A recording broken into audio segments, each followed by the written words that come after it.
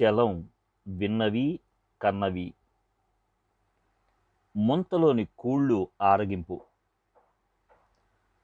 భగవాన్ ఇంకా 2 ఏళ్లకు దేహం చాలిస్తారనగా జరిగింది ఈ సంగతి.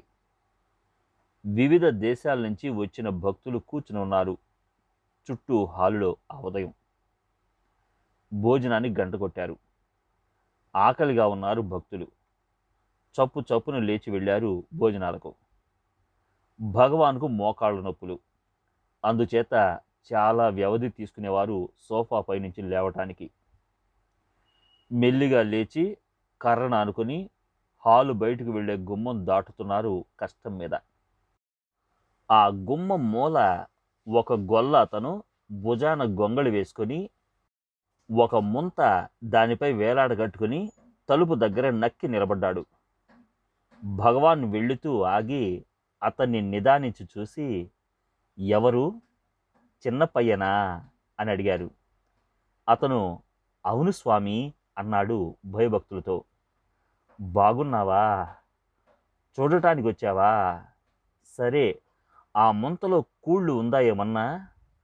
ఉంది స్వామి అన్నాడు అతను సిగ్గుతో. అయితే ఇంకే చూస్తావే, పొయ్యి అని వంగి దోసిలి పట్టారు భగవాన్.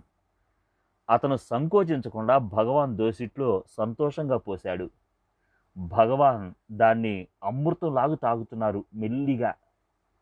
భగవాన్ భోజన హాలులోకి రాలేదు. ఆలస్యమైంది. భక్తులు కాచుకొని కూర్చున్నారు. ఒక సేవకుడు లేచి చూడడానికి వచ్చి భగవాన్ చేస్తున్న భోజనం చూశాడు. ఏమిటి అన్యాయం స్వామి, అందరూ కాచుకుని ఉన్నారు అన్నాడు. నేను ఎవరి కోసం వచ్చాను? వారి కోసమా? ఎవరి వాణ్ణి నేను? నేను కొండల్లో ఉన్నప్పుడు వారందరూ నన్ను పోషించారా? ఆనాడు నేను వీరికెవరికి కావలసి రాలేదు. ఈ గొల్లవాళ్ళు కూళ్ళు పోసింది నాకు, నా ఆకలికి అంటూ చిరునవ్వుతో గొల్ల అతని దగ్గర సెలవు తీసుకుని భోజన హాల్లోకి వెళ్ళారు భగవాన్. వేదం వినటానికి వచ్చిన చిరుత. పూర్వం ఒకసారి భక్తులు కొందరు అర్ధరాత్రి వెన్నెలలో వేదం చదువుకుంటూ గిరి ప్రదక్షిణ చేస్తున్నారు. అడవిలో కొండ మీద నుంచి ఒక చిరుత పులి దూకుతూ వచ్చి రోడ్డు మీద వాళ్ల తోవకు అడ్డంగా నుంచుంది. వాళ్ళు హడలిపోయినారు. నోట వేదం ఆగిపోయింది. వెనక్కి పరిగెత్తడానికి కాళ్ళు ఆడలేదు. ఆ చిరుతపులి అట్లాగే కొంచెం సేపు నుంచుని వాళ్ళకేసి కాసేపు చూసి తన తోవన వెళ్ళిపోయింది.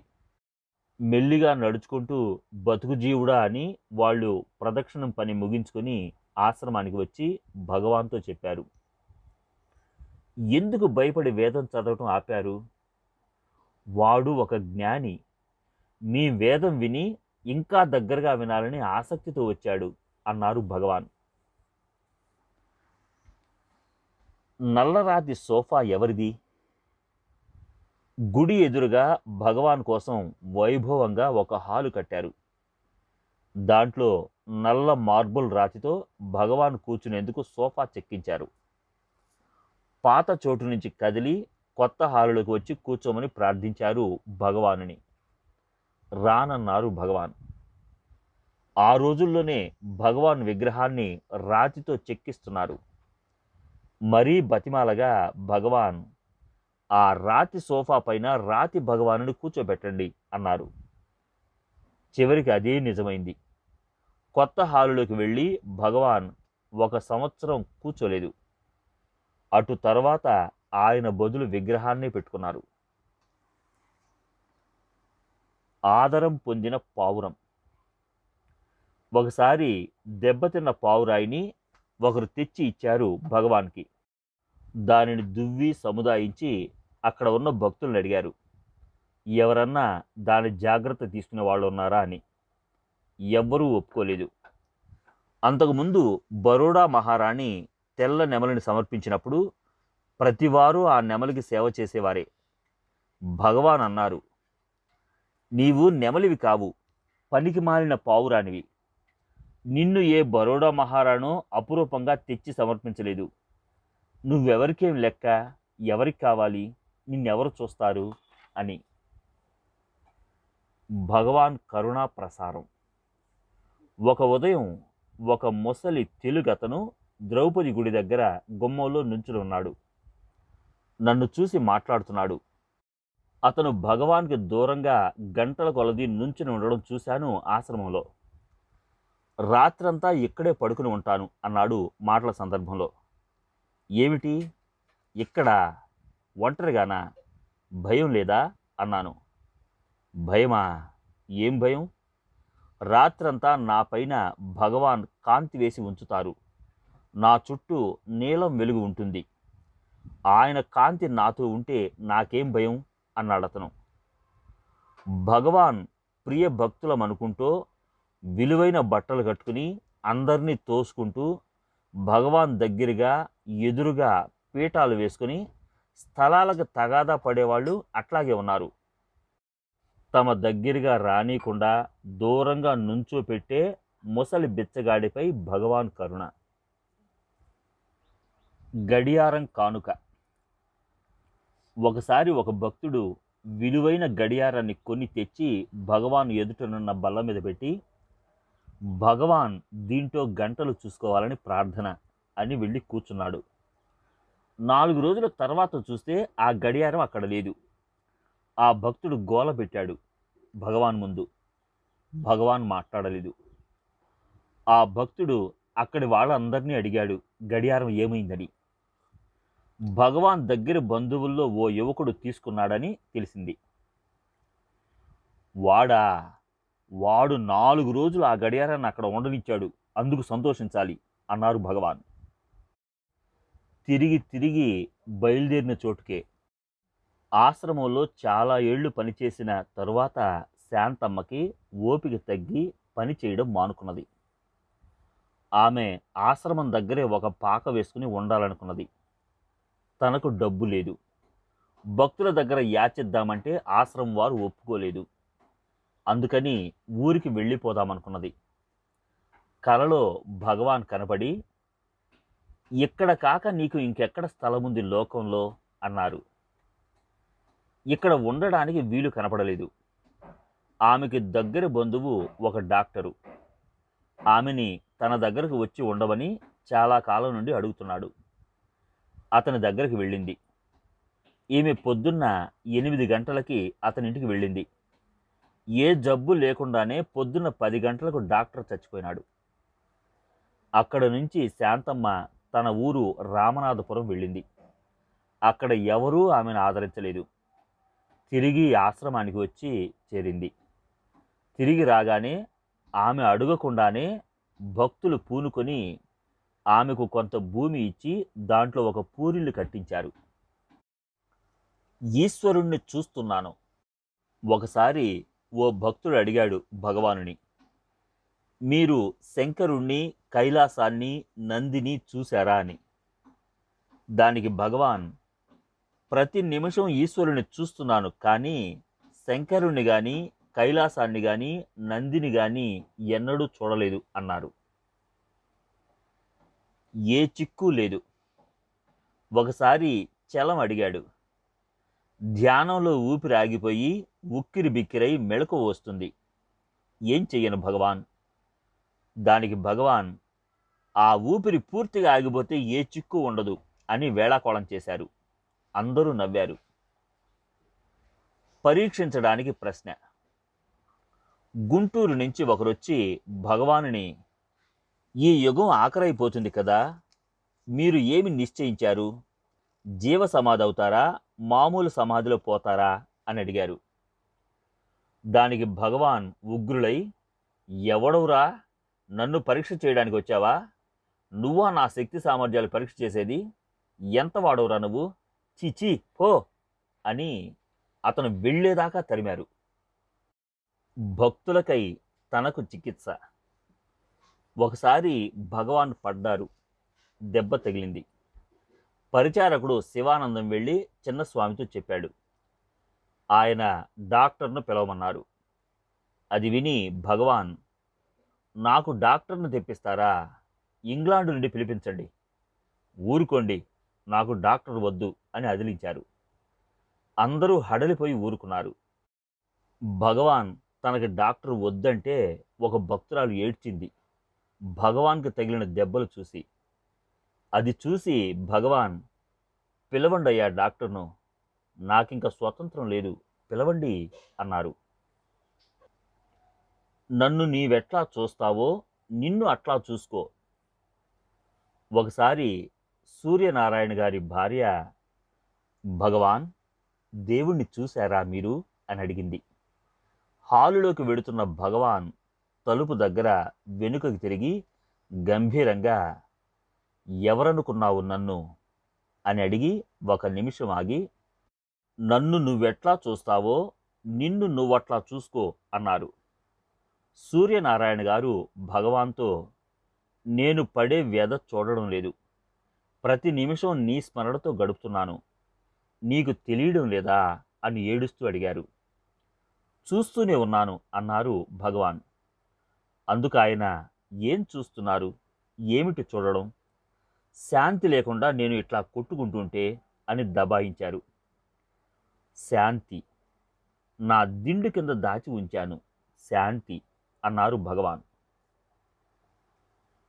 గచ్చు చేయిస్తే ఆలయం లేపుతారు. భగవాన్ కొండపైకి వెళ్ళినప్పుడు ఆయన వెంట బోసున్ను రామయోగి వెళ్ళారు. భగవాన్ పొదల చాటుకు వెళ్ళిన తరువాత వీరిద్దరూ మాట్లాడుకుంటున్నారు. రామయోగి సౌజ్ఞ చేసి చూపించారు ఆ చెట్టు నీడను గచ్చు వేయించమని. తిరిగి వచ్చి భగవాన్ ఆ చెట్టు కింద కొంచెంసేపు కూర్చుంటూ ఉంటారు. వారట్లా మాట్లాడుతూ ఉండగా భగవాన్ వచ్చి ఏమిటని అడిగారు. బోసు చెప్పాడు, వద్దు వద్దు, ఇక్కడ గచ్చు వేయించారా, ఇక్కడ ఒక ఆలయం లేపుతారు అన్నారు భగవాన్. బట్టలు లేని 2 గొప్పవారు. మొదటిసారి గ్రీన్ లీన్ అనే ఆయన భగవాన్ దర్శనానికి వచ్చినప్పుడు ఒకరితో అంటున్నారు, నా చెల్లెలు ఇంగ్లాండ్ నుంచి వస్తానంటుంది, ఆమెకు భగవాన్ గురించి గాంధీ గారిని గురించి చాలా రాశాను, ఈ దేశంలో కల్లా ముందు చూడవలసిన వాళ్ళు వారిద్దరేనని, కానీ తీరా వస్తే ఎట్లా చూపను, ఇద్దరికీ ఒంటి మీద బట్టలు సరిగా ఉండవు, ఇద్దరూ అందం లేనివారు, ఈ దేశానికంతా వీరిద్దరే గొప్పవారంటే ఏమంటుందో ఏమో అని. సోమర్సెట్ మాఘంతో మౌన ప్రసంగం. సోమర్సెట్ మాఘం అంటే ప్రపంచ ప్రఖ్యాత రచయిత భగవాన్ని చూడాలని వచ్చారు. ఎండ వేడికో ఏమో జబ్బు పడ్డారు. చాడ్విక్ గారు ఆయన్ని ఆదరించి తన గదిలో పడుకోబెట్టారు, మాఘం గారికి జబ్బుగా ఉన్నది అని. భగవాన్ చాడ్విక్ గారి గదికి వచ్చి కూర్చున్నారు. ఒక్క మాట లేదు. భగవాన్ మాఘం ఒకరినొకరు చూస్తూ గంటసేపు ఉండిపోయారు. భగవాన్ లేచారు. మాఘంను అడిగారు చాడ్విక్, ఏమన్నా మాట్లాడాలా అని. ఏముంది మాట్లాడటానికి అన్నారు ఆయన. అవును, మాటలతో పనేమిటి అని వెళ్ళిపోయినారు భగవాన్. మాఘం కూడా ప్రయాణమై వెళ్ళిపోయినారు. మనసులో అనుకుంటే భగవాన్ చూస్తారు. భగవాన్కి జబ్బుగా ఉంది. చివరి రోజులవి. దర్శనానికి వచ్చిన వందలాది జనాన్ని మధ్యాహ్నం నుంచి క్యూలో నడిపించి దూరం నుండి భగవాన్ దర్శనం చేయిస్తున్నారు. ఆయన ఎవరి వంక చూసేవారు కారు. తన వంక ప్రతిరోజు చూస్తారని చెప్పింది నర్తకి. ఎట్లా అన్నాడు చలం ఆశ్చర్యంతో. ఏం లేదు, వెళ్లే ముందు మనసులో భగవాన్ నా వంక చూడండి అనుకుంటాను, చూస్తారు అన్నదామె. చలం మర్నాటి నుండి అట్లానే అనుకునేవాడు. ప్రతిరోజు భగవాన్ చలం వంక దయతో చూసేవారు. ఇక్కడ భోజనం చేద్దాం. ఒకరోజు ఒకరు భగవాన్ దగ్గర, ఆ గురువు దగ్గర ఈ యోగం, ఈ గురువు దగ్గర ఈ సాధన చేశారంటూ పెద్ద జాబితా ఏకరు పెడుతున్నారు. భోజనానికి గంట కొట్టారు. ఇప్పుడు ఇక్కడ భోజనం చేద్దాం అంటూ భగవాన్ లేచి వెళ్ళిపోయినారు. ప్రశ్నే తప్పు. ఆత్మ సాక్షాత్కారం కలిగినప్పుడు ఎట్లా ఉంటుంది అని ఒకరు అడిగారు. ప్రశ్నే తప్పు. కలగడానికి కొత్తగా ఏమీ లేదు అన్నారు భగవాన్. తెలియలేదు స్వామి. ఏం లేదు. ఇప్పుడు ప్రపంచంలో నీవు ఉన్నావు. అప్పుడు ప్రపంచం నీలో ఉంటుంది. కోరికకు అర్థం. ఒక ఆమె అడిగింది, స్వామి, ఎప్పుడు మీరిట్లా దర్శనమిస్తుండాలి అనే నా ప్రార్థన అని. సరే, అట్లాగే. అదుగో అక్కడ చెక్కుతున్నారు రాతి విగ్రహం, అంటే భగవాన్ది. అది ఇస్తూ ఉంటుంది ఎప్పుడూ దర్శనం అని. తక్కిన వారితో, ఆమె కోరికకు అర్థం ఏమిటో తెలుసా? ఎప్పుడు ఈ దేహంలో దర్శనం చేసుకుంటూ నేను ఇట్లాగే ఉండాలి దర్శనమిస్తూ. ఆమె పిల్లలు మనుమలు అట్లాగే ఉండాలి అని అన్నారు భగవాన్. పెషావర్ మౌల్వి. ఒక ఉదయం హాలులో అందరూ ధ్యానంలో కూర్చుని ఉండగా గుమ్మం బయట కర్రతో ఎవరో తడుముకుంటున్న చప్పుడవుతుంది. చలం అది విని బయటికి వెళ్ళి చూస్తే ఒక పొడుగాటి ఉత్తర హిందూస్థానపు రకం మహమ్మదీయుడు తలుపు ఎక్కడ ఉన్నదో అని కర్రతో తడుముకుంటున్నాడు. ఆయన గుడ్డివాడు. చలం ఆయన చేతిని పట్టుకుని తీసుకుని వచ్చాడు. ఆయన ఉర్దూలో భగవాన్ ఎక్కడా అని అడిగాడు. ఆయనని చలం భగవాన్ ఎదురుగా కూర్చోబెట్టి తెలుగులో, మీ ఎదురుగా ఉన్నారు భగవాన్, నమస్కరించండి అన్నాడు. ఆ మాటలు అర్థమైనాయో లేదో కానీ భగవానుని చూస్తున్నట్లే ఆయన ముఖంలో భక్తి ఆనందం ఆవరించాయి. ఆ మహమ్మదీయుడి భుజాలు పట్టుకొని వంచి భగవాన్కి నమస్కరింపజేశాడు చలం. అక్కడ ఉన్న ఉర్దూ తెలిసిన భక్తులు అడుగగా ఆయన తన కథ చెప్పారు. ఆయనది పెషావర్ దగ్గర ఒక పల్లెటూరు. ఆయన గొప్ప మౌల్వి. ఖురాన్ ఇటు నుంచి అటు, అటు నుంచి ఇటు ఒప్పగించగలరు. ఉర్దూలోకి తర్జుమా అయిన భగవాన్ రాసిన పుస్తకం ఒకటి పక్క గదిలో చదువుతుంటే విని వెంటనే భగవాన్ తనకు జ్ఞానమివ్వగల గురువని నిర్ణయించుకున్నారు. భగవానుని చూడాలని వెంటనే రైలు ఎక్కి వచ్చేశారు. ఆ గుడ్డి ఆయన పెషావర్ నుంచి తిరువన్నామలై. సరే, ఇప్పుడేమి చేస్తావు అని అడిగారు. దానికి ఆయన, ఇంకేముంది, భగవాన్ ఇష్టం, ఏం చెయ్యమంటే అది చేస్తాను అన్నారు. భగవాన్ అంతసేపు ఎక్కడో చూస్తూ కూర్చునే ఉన్నారు. ఆ మహమ్మదీయ విద్వాంసుడి విశ్వాసానికి చలానికి సిగ్గేసింది. బెజవాడ నుంచి ఈ కాస్త దూరం రావాలంటే ఎంతో శ్రమ చలానికి. ఈ గుడ్డి ఆయన ఇన్ని వేల మైళ్ళు, ఇన్ని రైళ్లు మారి వచ్చారు. ఆ తురక ఆయన ఈ దక్షిణాది యోగి చేతులలో పెట్టారు నిస్సంశయంగా తన జీవితాన్ని భగవాన్ని చూడకుండానే ఆయన రాసిన 2 వాక్యాలు విని. చలానికి ఎన్ని సంశయాలు! ఆ సంశయాలను రేపుతున్న మేధస్సును చూసుకుని ఎంత గర్వం! ఫలించని యోగ సాధన. ఎచ్చమ్మ భగవాన్ మొదటి భక్తులలో వారు. ఇతరులెవ్వరూ ఆదుకొనని రోజులలో భగవాన్కి భక్తులకి వండి అనేక ఏళ్ళు కొండ మీదకి తీసుకుని పోయి భోజనం పెట్టింది. తన ఆస్తినంతా ఆ విధంగానే వినియోగించిందట. ఆశ్రమం పెద్దదై వందలాది మంది భోజనానికి భగవాన్తో కూర్చునేటప్పుడు కూడా ఎచ్చమ్మ వండి పంపిన ప్రసాదం వస్తేనే గాని భగవాన్ భోజనానికి ఉపక్రమించేవారు కారు. ఆమె చచ్చిపోయినదని వార్త చెబితే భగవాన్ అట్లాగా అన్నారట. అంతే. ఆమె దేహాన్ని దహనం చేసి వచ్చి శాంతమ్మ భగవాన్తో చెప్పింది ఆ సంగతి. సరి అని భగవాన్, నేను ఆ యోగ సాధనలు అవి చెయ్యొద్దంటే విన్నది కాదు, అందుకనే చివరి కాలంలో స్మృతి లేకుండా పోయింది అన్నారు. అంతటితో ఆమె సంగతి ఆయనకు ఇంక పట్టినట్టు లేదు. భక్తుడికి దర్శనం. భగవాన్ చివరి రోజులు. ఆపరేషన్ చేసి ఆయనను గదిలో పడుకోబెట్టి కదలకూడదని, ఎవ్వరూ ఆయనను డిస్టర్బ్ చేయకూడదని కావలి కూడా పెట్టారు. మిట్ట మధ్యాహ్నం ఎక్కడి నుంచో ఒక సాధువు వచ్చి ఆశ్రమం గేటు దగ్గర ఒకరిని అడిగాడు, భగవాన్ ఎక్కడా అని. పరిస్థితి చెప్పి భగవాన్ దర్శనాలు లేవని చెప్పారు. తాను వెంటనే వెళ్ళిపోవాలని, భగవాన్ దర్శనం అయి తీరాలని అన్నాడా సాధువు. వీలు లేదన్నారు ఆశ్రమం వారు. ఈ మాటలు భగవాన్కి వినపడే ఆస్కారం లేదు. సాధువు మాత్రం వెళ్ళిపోక అక్కడే నించుకొని కళ్ళు విప్పి భగవాన్ పడుకున్న గది వంకే చూస్తున్నారు అంత దూరం నుంచి. సాధువు కళ్ళు వెడల్పుగా తెరుచుకున్నాయి. గదిలో నుంచి వరండాలోకి వచ్చి ఆయనకి దర్శనం ఇస్తున్న భగవాన్ వైపు చూస్తున్నాయి ఆయన కళ్ళు. అట్లానే ఒకరినొకరు 4 నిమిషాలు చూసుకున్నారు నిశ్శబ్దంగా. అంతే, ఆ సాధువు వెళ్ళిపోయినారు. భగవాన్ తన గదిలోకి వెళ్ళి పడుకున్నారు.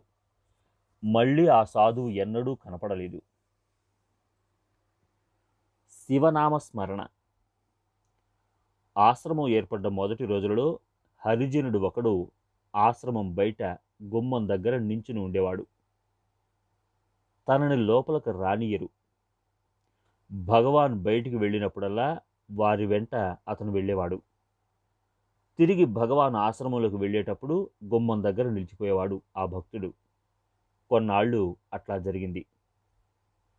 ఒక సాయంత్రం భగవాన్ బయటికి వెళ్ళి వచ్చి బావి దగ్గర నించున్న ఆ హరిజనుణ్ణి తన వద్దకు రమ్మని పిలిచారు.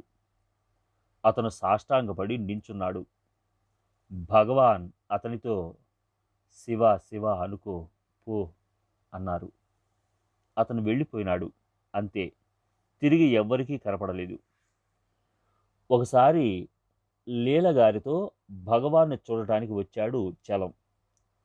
అంతకు ముందే చాలా కాలం నుంచి భగవాన్ సన్నిధిలో ఉంటున్నారు చలం భార్య రంగనాయకమ్మ గారు. చలం వాళ్ళు కొన్నాళ్ళు ఉన్నారు. తరువాత వెళ్ళదలుచుకున్నారు. భగవాన్ దగ్గర సెలవు తీసుకోవాలన్నాడు చలం. లీలగారి బృందం తాము రాము పొమ్మన్నారు. ఆ రాత్రి భగవాన్ని వెతుక్కుంటూ వెళ్ళాడు. భోజనమై ఒంటరిగా భోజనాల హాల్లో కూర్చుని ఉన్నారు భగవాన్.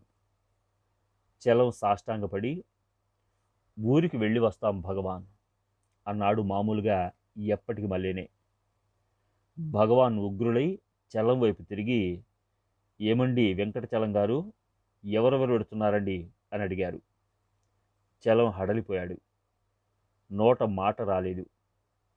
చివరకు చెప్పాడు, తాను లీలగారి బృందం వెడుతున్నామని. అట్లానే కోపంగా భగవాన్ సరి సరి అన్నారు. తన ఒళ్ళు తనకే తెలియకుండా బయటికి వచ్చి పడ్డాడు చలం. ఆ తెల్లార కట్ట వస్తాయన్న బళ్ళు రాలేదు. మరునాడు ఉత్తరం దీక్షితులు గారు వస్తున్నారని.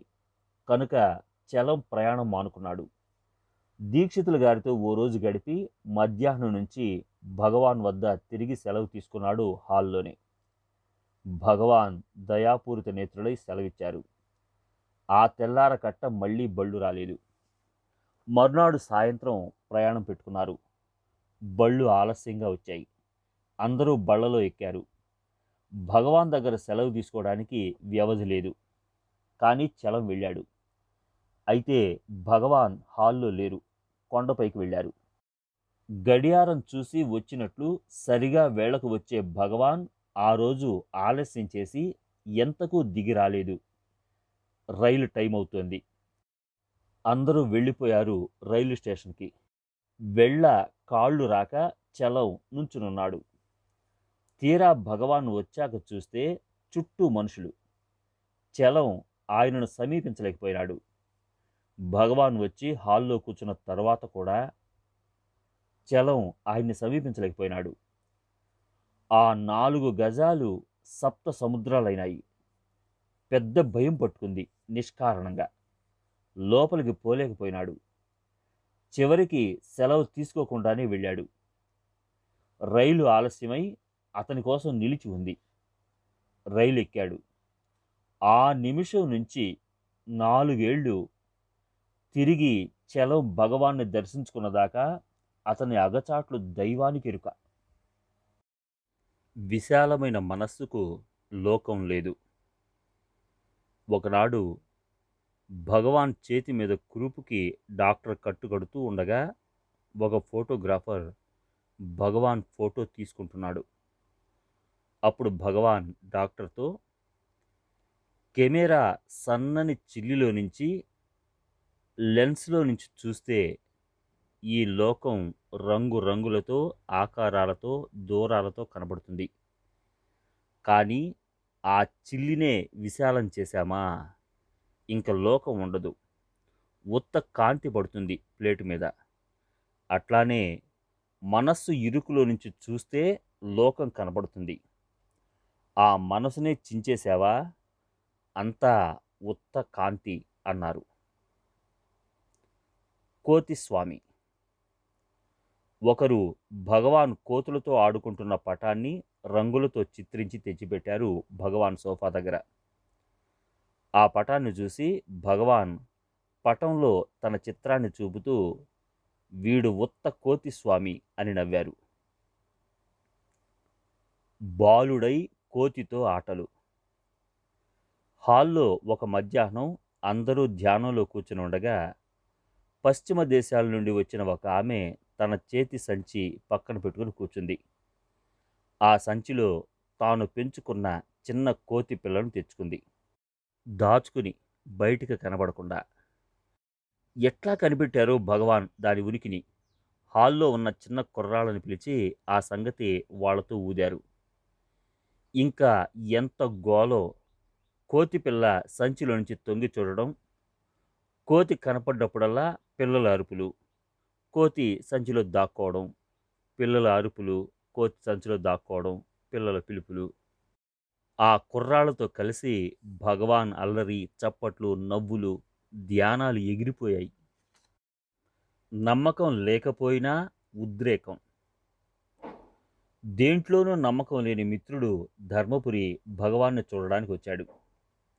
భగవాన్కి నమస్కారం చేయకూడదని నిర్ణయించుకుని రోజల్లా అటు ఇటు తిరిగాడు. ఆ ఎండాకాలం సాయంత్రం భగవాన్ కుర్చీ బావిగట్టు దగ్గర ఆరుబయట వేశారు. భక్తులు చుట్టూ కూర్చున్నారు. ఎక్కడో తిరుగుతున్న ధర్మపురి వచ్చాడు అక్కడికి.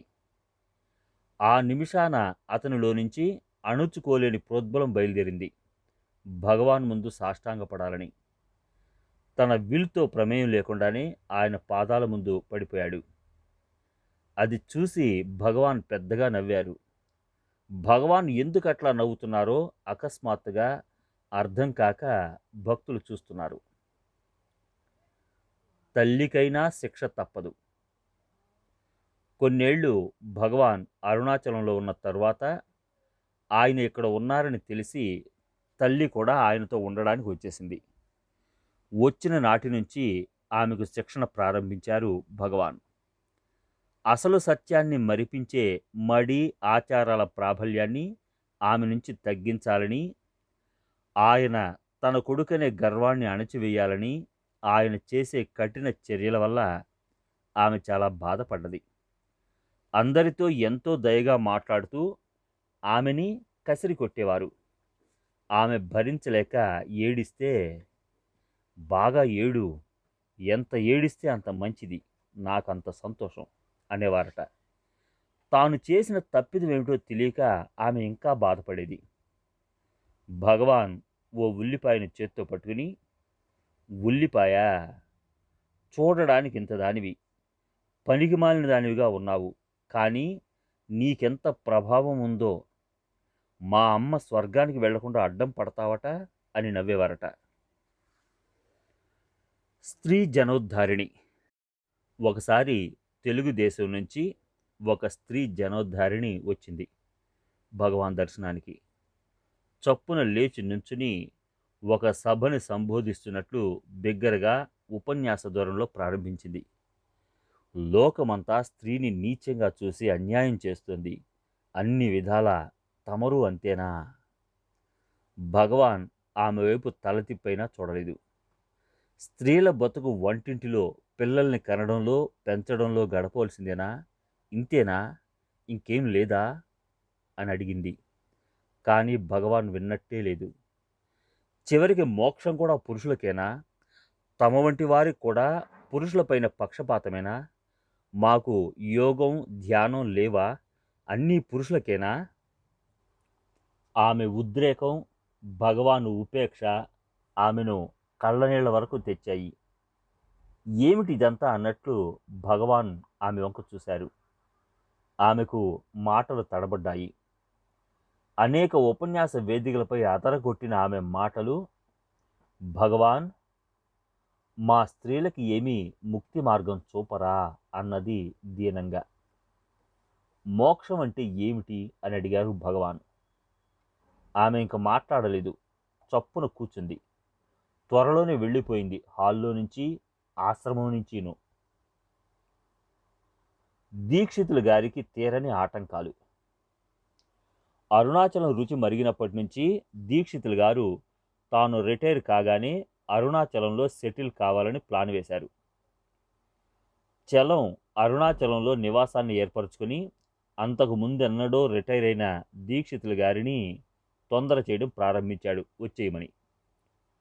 తన చివరి కూతురు పెళ్లి కాలేదని, ఆ దేశం వదిలి తాను వస్తే సంబంధాలు వెతకడం పడదని, ఆమెకు పెళ్లి కావాలని నిరీక్షిస్తున్నారు దీక్షితులు గారు. త్వరలోనే ఆశ్చర్యంగా దీక్షితులు గారి ప్రయత్నం లేకుండానే ఆయన అమ్మాయికి రమణాశ్రమ వాసుల అబ్బాయి గొప్ప ఉద్యోగంలో ఉన్న అతని సంబంధం కుదిరింది.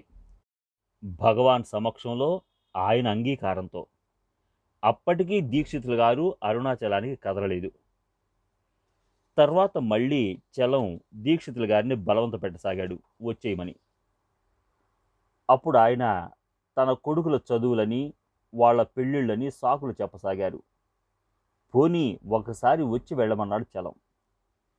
తన కొడుకు చదివి అలిసిపోయి హాస్టల్ తిండి తిని తిని సెలవుల్లో ఇంటికి వస్తున్నాడని, తల్లి లేని ఆ 25 ఏళ్ల బాలునికి తాను రుచిగా వంట చేసి పెట్టాలని జవాబు రాశారు దీక్షితులు గారు. చదివి అలిసిన ఆ కుమారుడు సెలవుల్లో ఇంటికి రాక ఎవరితోనో కలిసి అరుణాచల సమీపంలోనికి టూరుకొచ్చాడు. దీక్షితులు గారు అరుణాచలం వచ్చి ఉంటే అతన్ని కలుసుకోవడం సులభమయ్యేది. మరకదమ్మ ప్రేమ భక్తి. మరకదమ్మ గారు భగవాను దర్శనానికి వచ్చినప్పుడల్లా నిలకడ లేకుండా వారికోసారి నమస్కరించేది. చెరచెరా వెళ్ళి తిరుగుతూ ఉండేది. మళ్ళీ వచ్చి నమస్కరించేది, వెళ్ళిపోయేది. ఇట్లా చేసేది. ఆమెకు భగవానుపై ప్రేమ అధికమై ఆయనపై పడి కావులించుకోవాలనిపించేదట. అందువల్లనే ఆయన ఎదట నిలకడగా ఉండలేకపోయేవారు. ఒక్కొక్కసారి అమాంతం వెళ్ళి భగవాన్ పైన పడిపోయేవారు. పక్కనున్న పరిచారకులు ఆమెను మొదట లాగేశారు, తరువాత గెంటారు, ఆ తరువాత కొట్టారు కూడాను. కానీ ఆమె మాత్రం భగవాన్ వైపు పరిగెత్తకుండా ఉండలేకపోయేది. ఆమె అంటుంది, భగవాన్ నా లోపల నుంచి ఆపుకోలేని ఆకర్షణని పుట్టించేవారు. వచ్చి తన మీద పడమని పిలిచినట్లే ఉండేది.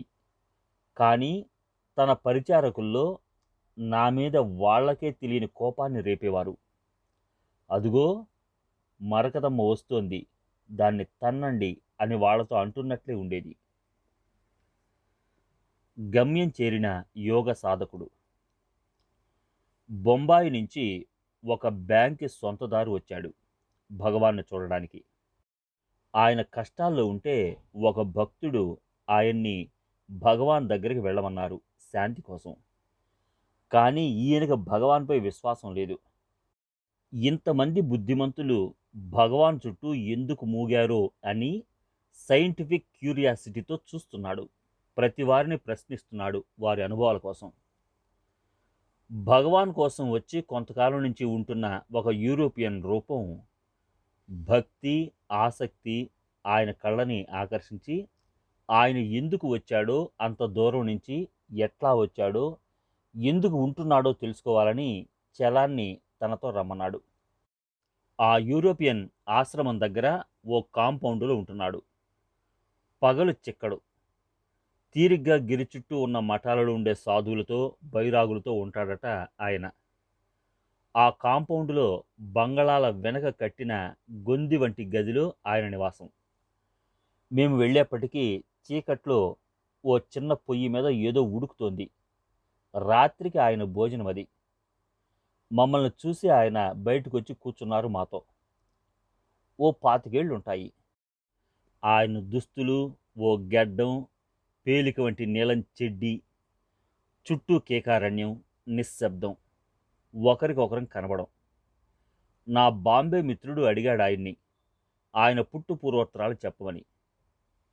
మామూలుగా యూరోపియన్‌లనేట్టు అదంతా నీకెందుకు పో అంటాడని భయపడ్డాను ఓ నిమిషం. కానీ ఎంతో ఆప్యాయతతో మాట్లాడాడాయన. ఆయన నార్వీజియన్ దేశస్థుడు. ఆ దేశంలో యూనివర్సిటీ పరీక్షలకి ప్రపంచ మతాలు అన్నది సబ్జెక్టు ఈయనది. ఆ సందర్భంగా హిందూ వేదాంతం చదివినప్పటి నుంచి ఈ దేశానికి వచ్చి ఇక్కడ యోగుల్ని కలుసుకుని వారి నుంచి విజ్ఞానం పొందాలని ఆశపడ్డాడు. ఆ దేశానికి వచ్చే హిందువులను అడిగి ఈ దేశం సంగతులు అతి కుతూహలంతో వినేవాడు. తన ప్రయత్నం వల్ల, అదృష్టం వల్ల ఉత్తర హిందూస్థానంలో ఓ యూనివర్సిటీలో మతం బోధించే లెక్చరర్ ఉద్యోగం సంపాదించి వచ్చేశాడు.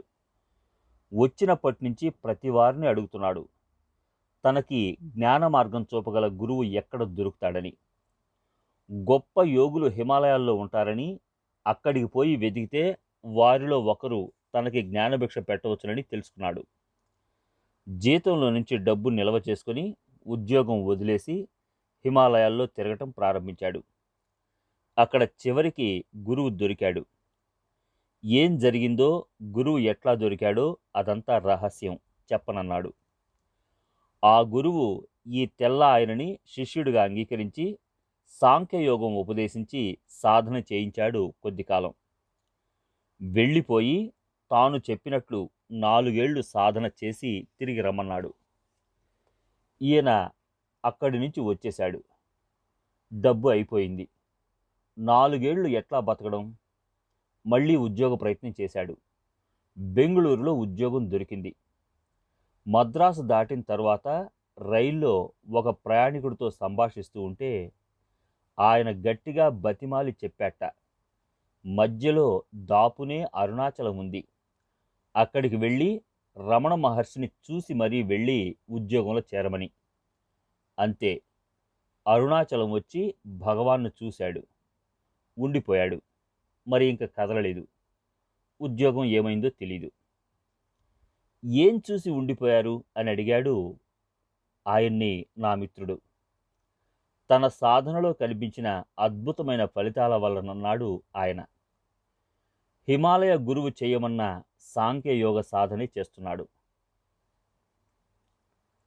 కనపడని ఫోటో. చలం మిత్రుడు ఒక ఆయన భగవాన్ని చూడాలని వచ్చి భగవాన్కి ఫోటో తీయాలనుకున్నారు. ఫోటోలు తీయకూడదని ఆశ్రమం నోటీస్ చదివారు, కానీ ఆయన ఆశ ఆగలేదు. భగవాన్ అటు వెళ్ళేటప్పుడు ఎవరూ చూడకుండా ఓ స్నాప్ తీసేశారు. ఊరికి వెళ్ళి డెవలప్ చేసి చూస్తే తక్కిన ఫోటోలన్నీ బాగా వచ్చాయి, కానీ భగవానుని తీసిన ఫోటోలో ఏమీ లేదు. కోతుల రాజుకు సత్కారం. భగవాన్ కొండపైన ఉన్నప్పుడు ఆయన భోజనం చేస్తుండగా ఓ పెద్ద కోతి వచ్చి విస్తరి పక్కన కూర్చుంది. భగవాన్ మొదటి ముద్ద నోట్లో పెట్టుకోబోతూ ఆ కోతిని చూసి ఆ ముద్దని దానికిచ్చేశారు. ఆ కోతి ఆ ముద్దని తినకుండా విస్తట్లో పెట్టేసి భగవానుని ఈడ్చి ఒక లెంపకాయ కొట్టింది. ఇదేమిటి, నీకే ముందు పెట్టాను కదా, నన్నెందుకు కొట్టావు అని అడిగారు భగవాన్. అని అప్పుడు అనుకున్నారట భగవాన్, ఇతను కోతుల రాజు, ఇతన్ని రాజును గౌరవించినట్లు గౌరవించాలి అని. ఆ ప్రకారం అతనికి వేరే విస్తరి వేయించి వడ్డించారు. అప్పుడు అతను సంతోషంగా తిని వెళ్ళిపోయినాడు.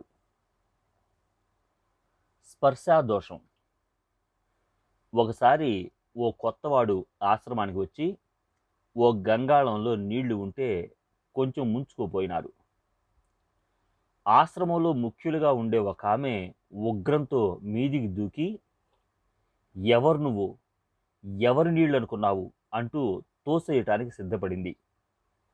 ఆచారం పోలేదు సరే, ఆగ్రహం కూడా పోలేదే. ఆ నీళ్లు తనవి అనే కాపేనం ఆమెకి ఇంకా ఆస్తిపైన ఎప్పటికి వదులుతుందనని ఆశ్చర్యం కలిగింది చలానికి. ఆమెగారే బ్రాహ్మలు కానివారు తనకి తాకి నమస్కరించినా సరే ఆ పాపం ఆ మైల పోవడానికి వెళ్ళి భగవాన్ని తాకేది.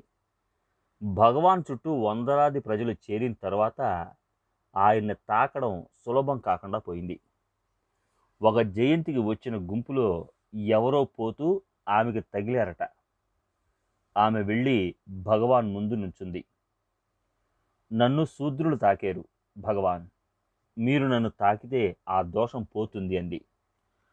పో, నేను తాకను అన్నారు భగవాన్. మీ అమ్మని తాకినారే. తాకితే తాకాను, నిన్ను తాకను, వెళ్ళు అన్నారు భగవాన్ ఆ మహాభక్తురాల్ని. ప్రత్యేకత సహించరు. ఎవరికన్నా తనకు అధికంగా ఏమి ఇచ్చినా భగవాన్ ఏమాత్రం సహించేవారు కారు. తనను వదిలి వారికే ఎక్కువగా శ్రద్ధ చూపమనేవారు. తనకి ఏవి ఎవళ్ళు సమర్పించినా తనకి ఒళ్ళు బాగుండనప్పుడు కూడా వాటిని ముందు అందరికీ పంచవలసిందే. తనని తన భక్తులలో చూడమనేవారు. ఒకసారి కొన్నాళ్ల నుంచి భగవాన్ భోజనంలో మజ్జిగ పోసుకోవడం లేదని గమనించారు వడ్డించేవారు.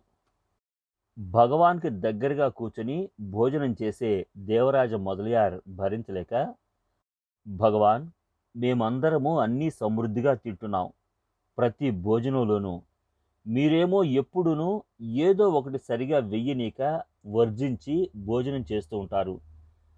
చూస్తూ చూస్తూ మేమెట్లా తినగలం అని అడిగాడు. దానికి భగవాన్కి ఏం తక్కువ? భగవాన్కి ఇష్టం ఉండినా ఉండకపోయినా ఊరికే కారిపోయేట్టు ఇంతింత పోస్తారు. భగవాన్ భక్తులకు పోయాలంటే మాత్రం చేతులు రావు అన్నారు. పనిచేసే వారిని కనుక్కుంటే అసలు సంగతి తెలిసింది. బెంగుళూరు నుంచి ఒక అమ్మాయి ఆశ్రమానికి వచ్చింది. ఆమె భోజనం చేస్తూ ఇంకొంచెం చారు అడిగింది. ఆ సమయాన మజ్జిగ పోస్తున్నారు.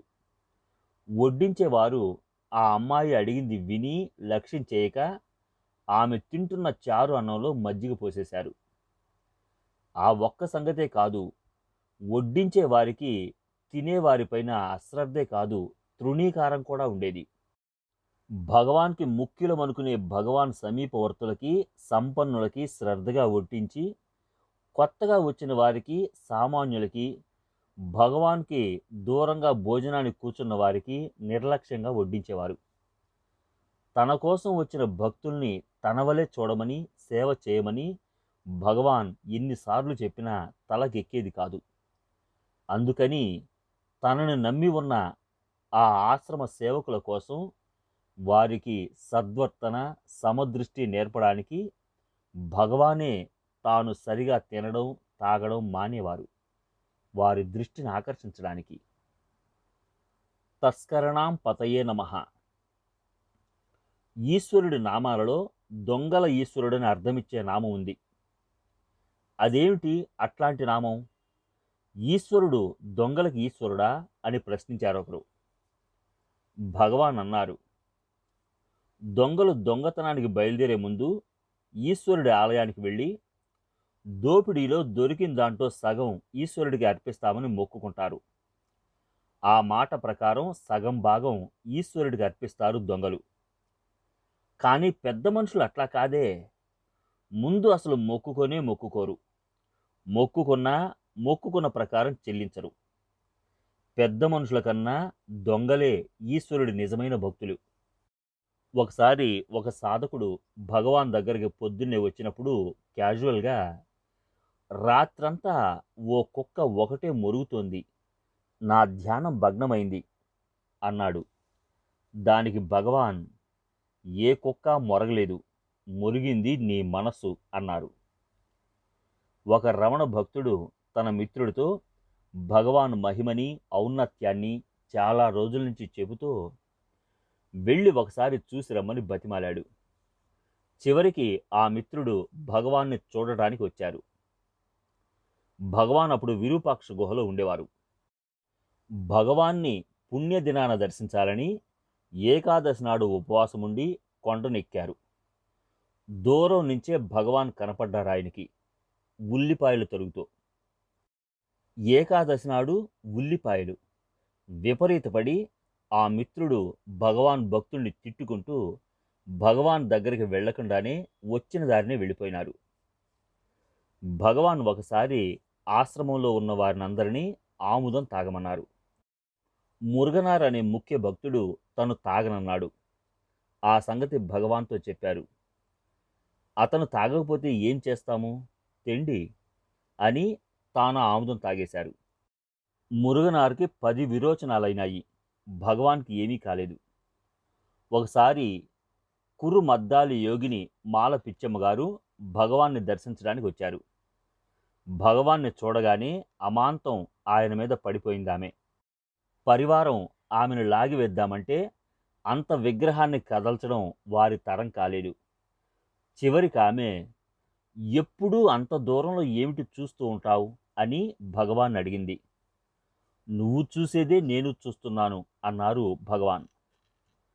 ఒకరు భగవాన్ అడిగారు, నిరాకారుడైన ఈశ్వరుణ్ణి విగ్రహంగా చేసి పూజలు చేయడం అవివేకం కదా అని. దానికి భగవాన్, విగ్రహారాధన చెయ్యని వాడెవడు? తెల్లవారు లేచింది మొదలు ఎవరి విగ్రహానికి వారు పళ్ళు తోమడము, స్నానం చేయించడము, జుట్టు దువ్వడము, 3 పూటల నైవేద్యం సమర్పించడము, ఆరాధన నుంచి తప్పించుకున్న వాడెవడు అన్నారు. ఒక భక్తుడు అడిగాడు, ఇంతమంది మీకు సాష్టాంగ పడతారు రోజంతా, ప్రతిరోజు, మీరు వారి వంక చూడనన్నా చూడరు కదా. మీకేం తెలుసు వారు నమస్కరించకముందే నేను ప్రతివారికి నమస్కరిస్తానని అన్నారట భగవాన్.